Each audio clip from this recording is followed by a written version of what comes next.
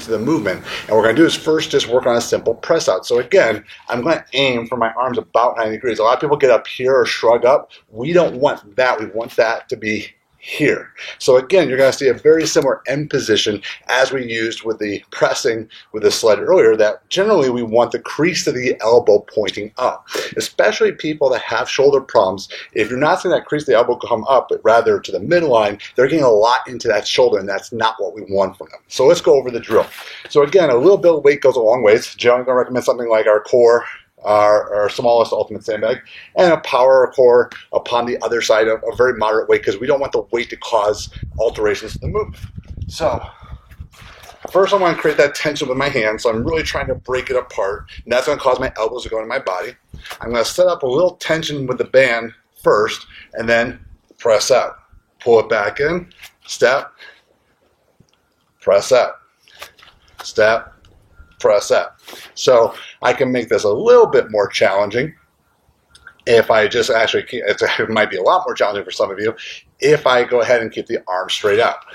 So now I'm really having to engage those lats, and you want to make sure to keep the weight low in the body.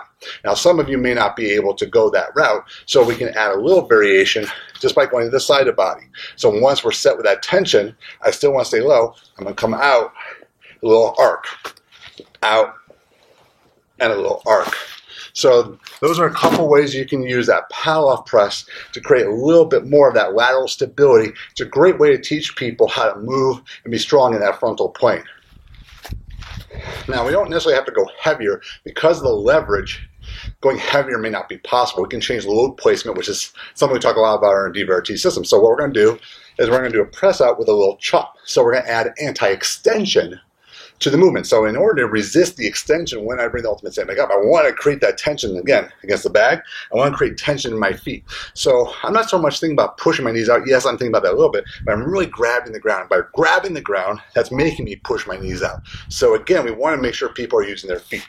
So this is what the movement's going to look like. And this is a great shoulder drill, especially if you're trying to teach people how to connect hips, core, and shoulder. So really fast, a lot of shoulder issues can be related to an inability or a lack of use of the hips and the ribs, or the core, I'm sorry. A lot of the rib flare that people talk about is actually people not using the ground, not using their hips, and not using their core appropriately to stabilize. Now, you can't just tell people ribs down. You want to teach them to grab the ground and create that tension.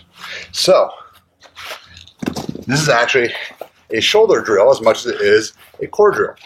So I'm going to create a little tension against the band, press.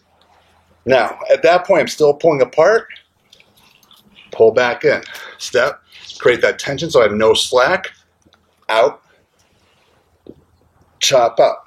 Now, if you see that giant rib flare when I chop up, it means I'm not creating tension on the ground. So another reason outside just the lateral stabilizers we're trying to do of using the band is it generally causes people to use their feet more. So we're getting a little bit more feedback and get a little bit more productivity out of these exercises.